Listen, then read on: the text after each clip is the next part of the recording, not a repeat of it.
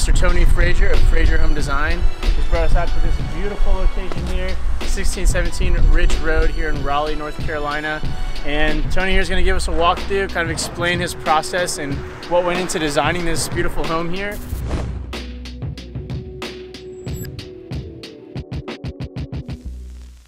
So this is 3.5 by 8 foot tall. It's an awesome door, solid thick. The cool thing, when you come in this door, you see straight to the back. So I don't know if you noticed, the door is centered with the light, which is centered with the door.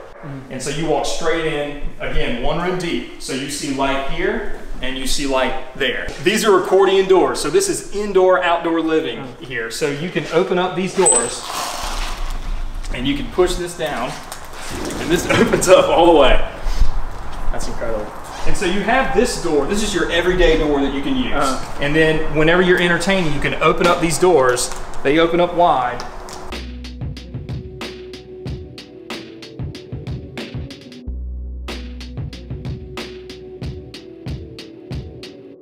This is an open floor plan. We are standing in the dining room. And so obviously you have your family room here. So there's no formal dining room in this house. This is your dining room table. And so you have family, dining, and then we go over into our kitchen. 7, 8 years ago, it was the kiss of death to build a house without a formal dining room. Now, over 50% of my clients do not want a formal dining room because they use it twice a year. It's a little sitting area. This is kind of what, you know, this is a nice little cozy area if you don't want to be out in the large room with all the doors. Coming towards the front side of the house. This is the study, and we have a bank of windows here that help bring light into the main part of the house. I love for them to come in and see glass right away.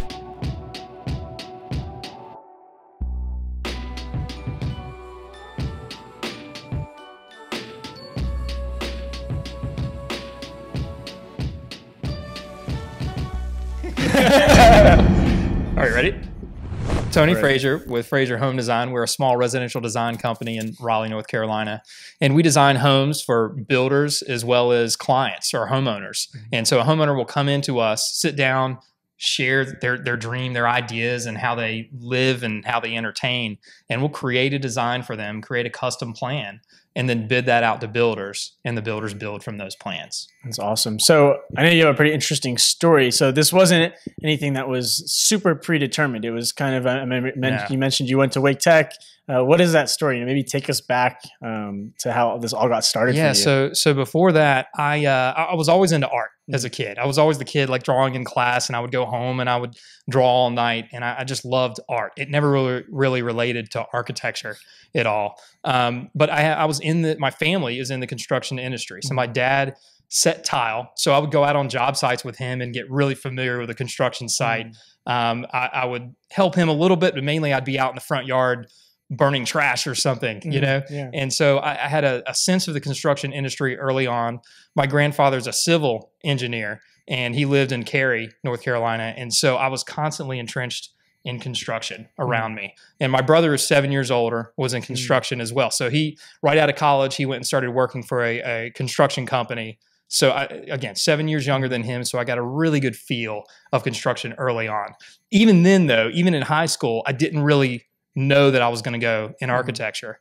And I sort of got to the end there, and in 11th grade, I was like, what am I going to do here? Where am I going? And I sat down with my grandfather, who's the civil engineer, who's been a huge influence on me. And he was like, look, we've got a great architecture program at Wake Tech. He taught at Wake Tech. So he's retired, started teaching at Wake Tech. And he taught statics and strengths of materials as well as architectural history. And he's like, well, we've got a great architecture department. You're basically, you know construction really well. You're great at art. Why don't you try it? And I've never taken a drafting class or anything. And so really the conversation first was like, well, maybe you should try NC State. But there was no way I was getting into NC State in the School of Design. I had no portfolio. My grades weren't that great. So again, I go to Wake Tech and I fall in love with it immediately. So, and I was able to just sit down and really entrench myself into that and just start sketching, and it just kind of came easy to me. And so I really just jumped right in. At lunch, when everybody else was like hanging out, eating, I would go to the library and I would learn AutoCAD, and I would try to know it the next time we had class. I would try to know it better than everybody else. And I just jumped right in, started AutoCAD, started sketching with that. And then it was like our second semester, I believe, that we had to get an internship. And my brother, again, in the construction industry, 7 years older, he said, look, I have an architect that kind of does these small jobs for me. He every time I go in there, he's like, hey, I need somebody to work for me. He has nobody in there with him. And he's like, let me give you his number, and you just kind of go up there and see what can happen. So I went into that small residential design firm, and did a quick interview, and he's like, can you draw this? Can you draw that? Can you? And I lied and basically was like, yes, I can do all of that. And so I had a job day one. And so that summer, after that semester, I went in and started that job. And it was Southern Classic Designs was the name of the company with Rob Bridges. And so I went in, and he would just redline something. So he would take a plan, do a quick markup, and then he would give it to me, and I would try my best to do it. And then I'd give it to him, and he'd mark it up again. And we'd go back and forth and back and forth. So did it become obvious to him that you didn't know everything that you made a claim to? He never said that, but I knew we both knew, you know. Gotcha, yeah. But it was great. He was a great first boss, because he would let me kind of have that freedom, and he was out of the office a lot, so it was just me. So I kind of had to learn. So I would literally, when he wasn't there, I would go into old drawings and start figuring out what I could find out, what I could learn from those drawings, and bring it in. So I was answering a lot of the questions by myself, and we did that for a few years, him and I. So he started to build the company. The company was kind of building as I went into it. So within like 2 or 3 years, there was 4 or 5 employees. And I was still a draftsman. I wasn't like the head of those employees by any means. And we got a little bit better. So I started creating houses, not necessarily from scratch. He would kind of give me a basic idea or a format, and then I would build off of that. But it started to get better and better. And so at the end of that I think it was 3 or 4 years I was with him, and every plan we do, I had mentioned earlier to you, we send to a structural engineer. So we design the floor plan, the layout, the exterior, and we take that plan and we send it to a structural engineering firm, and they do all the math. They tell you where all the beams go, and the floor joist, what the span is, and how many inches on center, and so on and so forth. And they seal that plan. And we use several engineers, but it was one we used the most, D. Miller and Associates. And I sent plans to them all the time and formed a relationship with them. And so one day he called me and he said, hey, we just do structural here, but I would love to start a design department within this engineering firm. And again, I was a little green for that, but I didn't tell him that. And so he brought me on. He brought me in and kind of started from nothing, where we just started advertising that D. Miller and Associates was now designing homes, and led by this Tony Frazier kid that was gonna lead it all. So I started drawing houses there. Really what we first started doing at D. Miller was I would just take the engineer's red lines and I was learning beams. I was drawing beams. I was drawing spans. And so I got a really good sense of how a house goes together and how the walls need to stack and where the beams need to go. So I was constantly just drafting all of those items and putting that on paper and then sending that back to architectural firms. And then one day a builder, came in and said, hey, can you guys draw a plan? And there I was. And so little by little, that business started to build. We hired a few guys that just did, and I ran just the architectural department of D. Miller and Associates. We built that up, and we were doing really, really well. And so we probably did that for, again, 3 or 4 years. And then in 2007, I just started to get that feeling. I just wanted to kind of go out on my own. I was ready. I was ready to just go out and do some really cool projects and just get out on my own and kind of create my own thing. And so one day it was sort of surreal. I woke up, I went out into the backyard, and I remember I looked at the sunset. I know this is corny, but or the sunrise. I looked at the sunrise. It was coming up, and I was like, do you really want to do this? I took a deep breath. I'd already had my notice typed up, sitting there for a couple weeks. And I got the nerve. I brought it in to the office and put it down on his desk. And from there, I started Frazier Home Design. Wow. It's incredible. At first, I thought you were going to say, and then I went and I drew a bunch of windows. That's exactly. And I did, actually. I did draw a bunch of windows. So what were some of your biggest challenges initially when you were, I guess, for lack of a better term, faking it till you made it? You know, what were some of the biggest challenges that you ran into, or maybe some apparent failures that led to your future success in that? Yeah, so a lot of the failures early on were with those companies and not knowing what I should have known. But I think I made up for that, again, by going and just learning it myself. I would ask questions where I needed to, but also I took the time and the energy to go and find out the answer for myself. Again, I would dig into old files, I would read books, I would go online and find out all this information, and then I would come back until I got it right. Gotcha. And a lot of that had to do with the clients as well. There was a lot of great builders around that would kind of guide me and kind of work through and really, so I could get a feel for the construction process. So I'd go out on site and they would teach me things, and I just started to learn. So those are big challenges for sure. Yeah, I can imagine. So I guess when you transitioned into Frazier Home, did you ever, when you were younger, see yourself as this entrepreneur? Is it kind of this bug that grew and grew? You know, did you see challenges that kind of brought that out of you? Again, I go back to my grandfather. So at home, I had my father who was in the tile industry, and my mom who was a bookkeeper. And so they really taught me the backbone of hard work. My grandfather, who lived in Cary, a short distance away, he was always an entrepreneur. So he was a civil engineer and then started his own business. And then he invested in land and flipped land and things before I was even born. So I'd have the hard work backbone at my house. And then I would go to his house over at McGregor Downs in Cary and be like, he would show me this entrepreneurial spirit. And I'm like, I want that. So I always had that in the back of my mind, always. And that was sort of building and feeding into me as I was building up. And then again, in 2007, that's when I was like, I'm just ready to do my own thing. I don't know what it's going to be. I don't know if it's going to fail. I don't know where it's going, but here I am and I'm ready for it. So did you actually end up finishing a degree at Tech, or there was some kind of grace period So there? that's a great question. And it was, again, second semester, I started the internship.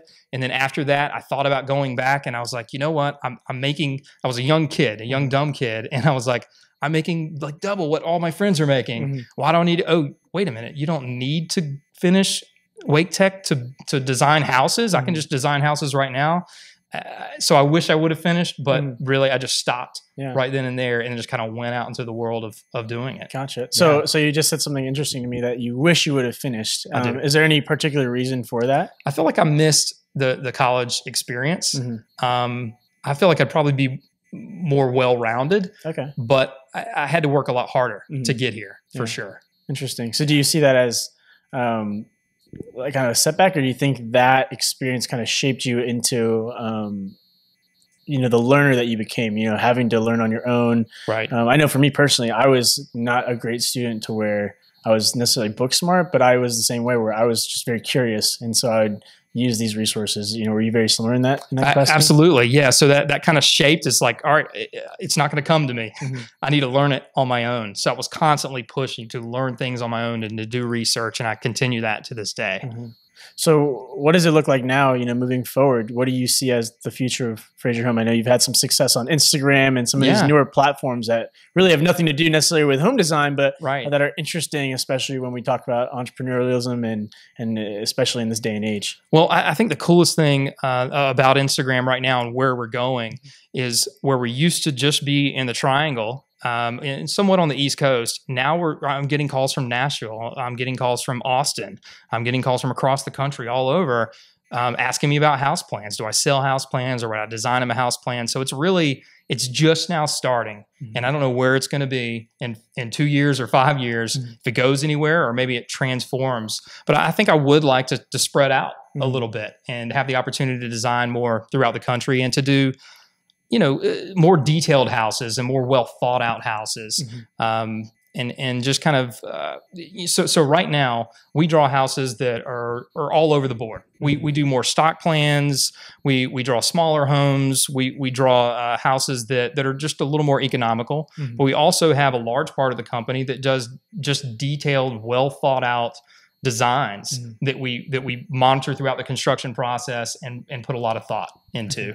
And going back to your question on where I want to be, that's where I would love to transition to that, and really just transition it into a design focused concept of our company for sure. So how many people work with you now? So we have 6 employees right now, and they're all draftsmen / designers. So some of them can really take a design from scratch, really with little guidance, and carry it all the way through to the end. And then there's guys that are kind of doing what I was doing. They're redlining, you know. So I'll draw something up and send it to them, and they mark it up or they put it in CAD. They send it back to me, and then we just bounce ideas back and forth until they have it. So for the sake of me and maybe the audience that doesn't quite know all the terminology, what exactly is a red mark? That way it is literally a red pen. Okay. Simple as it can be. You can just see the red really easily. So for example, you didn't need a degree for that? Yeah, you do. Absolutely. So what you do is, so I'll start out with a client in a meeting with just a blank sheet of paper, and I will talk with them about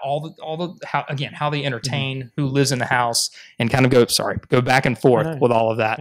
And then by the end of the meeting, I've got a sketch with a red pen that shows basically the shape of their house and the position of all those rooms. And I will take that red line and then I will give that to one of the draftsmen.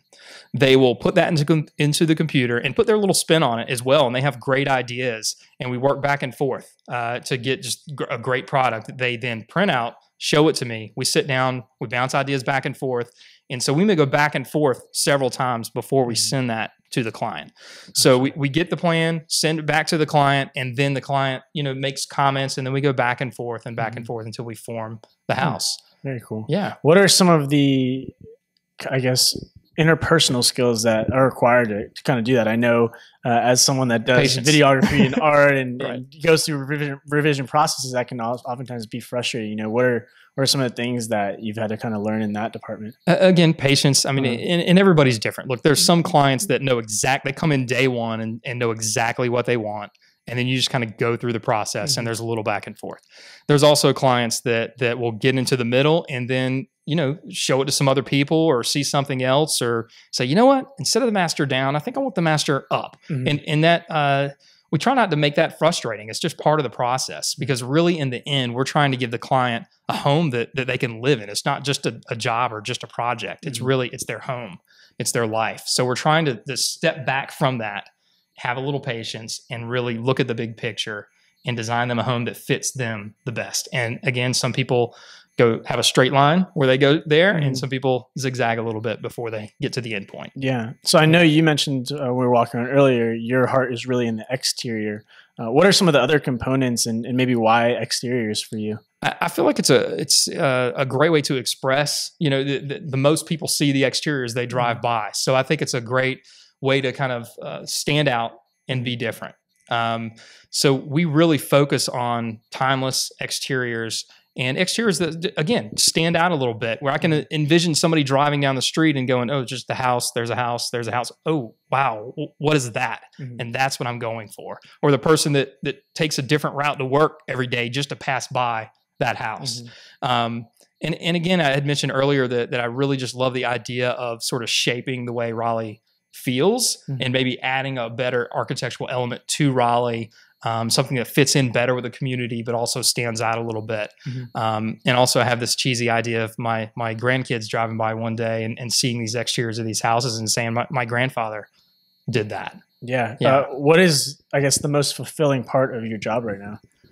Just that. It's literally coming back out on site and seeing that exterior, but also just hearing, and Instagram plays into this as well. I'm hearing all these great things, which is so gratifying. So that's really what I'm going for, is just to try to just create something really, really cool and unique. So it's a rewarding experience to hear everybody coming back and saying, hey, I see what you're doing.